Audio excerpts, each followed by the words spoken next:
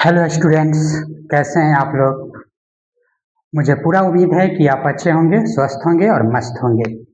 आपके लिए एक नया टॉपिक लेकर आया हूं। 10th class BACB Bihar board. इस टॉपिक में है आपका U, V एंड F में संबंध स्थापित करना है, संबंध को बताना है। और ये जो चैप्टर है ये है आपका लेंस, उत्तल लेंस। तो इसके थ्योरम को भी जानना है।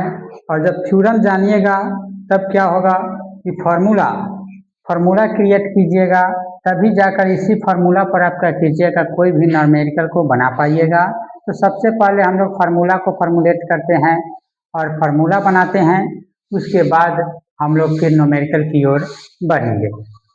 तो ठीक है दोस्तों, हम आपके सामने लेकर आए हैं, इसको आप समझने का प्रयास कीजिएगा। आपसे गुजारिश है कि आप क्या कीजिएगा, सबसे पहले आप क्या कीजिएगा, इंस्ट्रूमेंट बॉक्स, कॉपी, कलम और पेंसिल लेकर बैठेंगे, ताकि आपको फिगर भी ड्रॉ करना पड़ेगा, तभी आप आसानी से या इजी वे में आप समझ पाएंगे।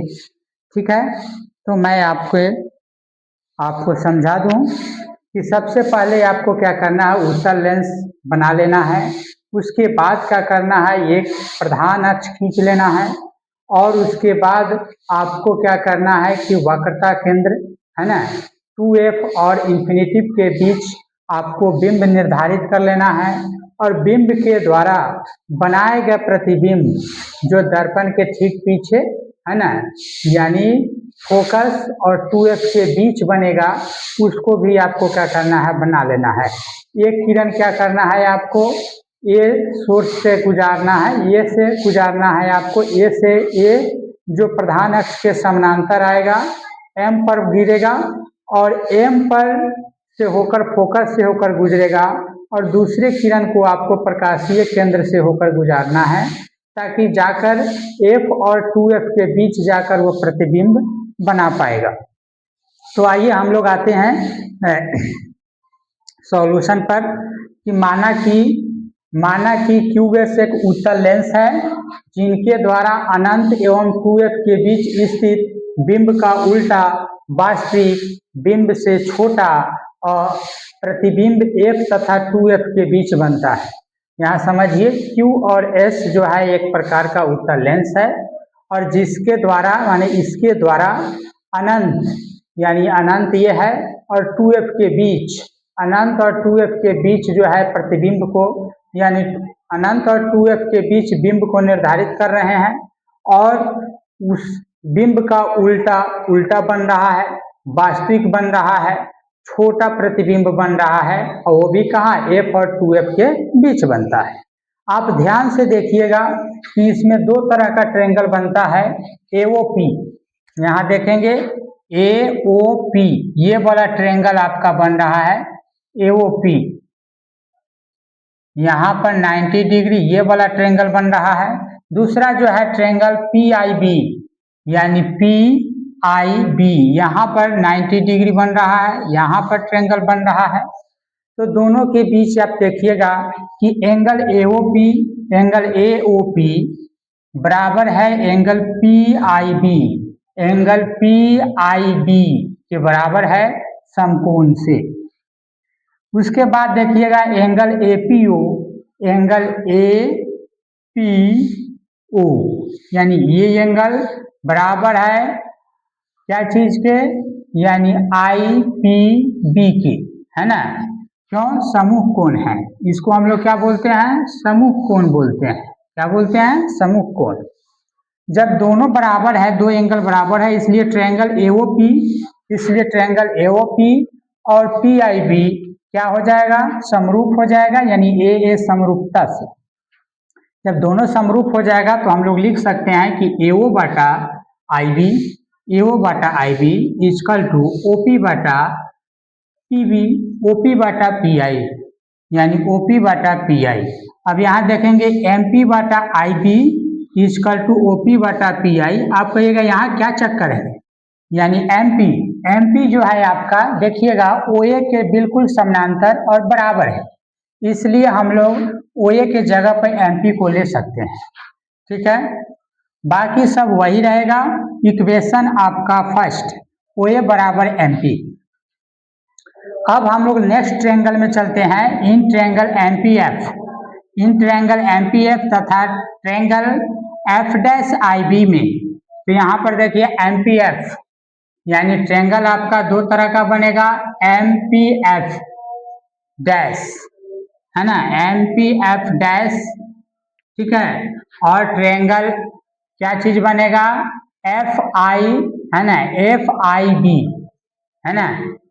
तो यहाँ पर देखिएगा उसी तरह से M P F dash equal to angle F dash I B बराबर है समकोण से। यहाँ भी देखिएगा समकोण से दोनों ट्रायंगल बराबर है, दोनों ट्रायंगल समकोण से बराबर है।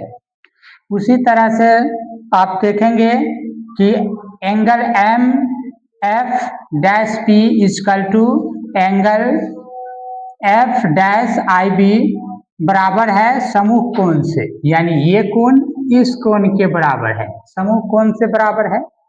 इसलिए हम लिख सकते हैं triangle M P F dash समरूप है triangle F dash I B के ए समरूपता से। इसलिए हम लिख सकते हैं एम पी बटा आई बी, एम पी बटा I B equal to P F dash by I F dash, और एम पी बटा आई बी और पी एफ डैश बटा आई एफ को हम लोग लिख सकते हैं पी आई, पी और I, P I minus P I में से अगर हम माइनस कर दे पी एफ को, पी और एफ को माइनस कर दे तो क्या मेरा निकल जाएगा, आई एफ निकल जाएगा। क्या निकल जाएगा, आई एफ निकल जाएगा। तो इक्वेशन आपका सेकेंड, समीकरण 1 तथा 2 से, समीकरण 1 तथा 2 से जब चलेंगे तो आप देखेंगे कि इक्वेशन फर्स्ट में जो एम पी बटा आई बी है, यहाँ भी एम पी बटा आई बी है, दोनों मिल रहा है तो इसको छोड़ेंगे। यहाँ ओ पी बटा P I equal to P F dash by P I minus P F dash. Equation third, equation क्या बन गया, third. OP equal to minus U लेंगे, क्योंकि आप जानते हैं यू सामने वाला जो होता है वह निगेटिव होता है। क्या होता है, निगेटिव, और बैक वाला जो होता है वो पॉजिटिव होता है, ठीक है। और यहाँ देखेंगे पी आई बराबर भी, पी आई बराबर भी, यहाँ देखिएगा पी और आई जो है प्रतिबिंब वो भी क्या है आपका भी है, पॉजिटिव में है।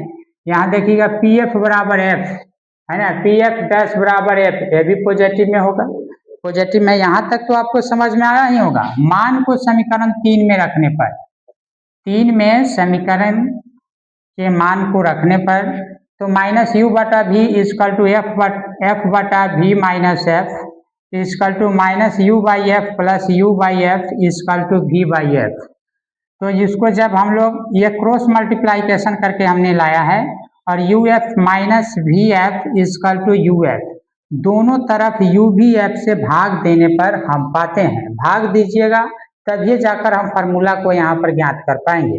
तो यू भी एफ से सब में भाग दे दिए, इसमें भी दे दिए, इसमें भी दे दिए, इसमें भी दे दिए। नीचे जाकर देखिए जब भाग दिए हैं तो कुछ जो है इसमें वो कट गया है, जैसे यू एफ बटा यू एफ कट गया, अब यहाँ पर भी एफ बटा भी एफ कट गया, और इसमें यू भी बाई यू भी कट गया, तो बच कौन गया, तो 1 by V minus 1 by U equal to 1 by F. तो लास्ट जो इसका कैलकुलेशन निकला वो निकला 1 by V minus 1 by U equal to 1 by F proof होगा।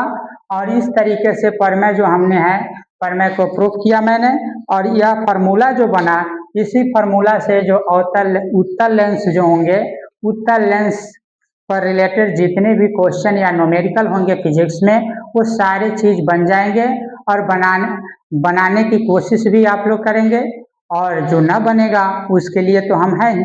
तो इतना कुछ हम आपके लिए करते हैं, तो आपका भी फर्ज बन जाता है कि आप भी क्या कीजिए, चैनल को लाइक कीजिए, सब्सक्राइब कीजिए, और अपने दोस्तों के बीच शेयर कीजिए। That's all, thank you.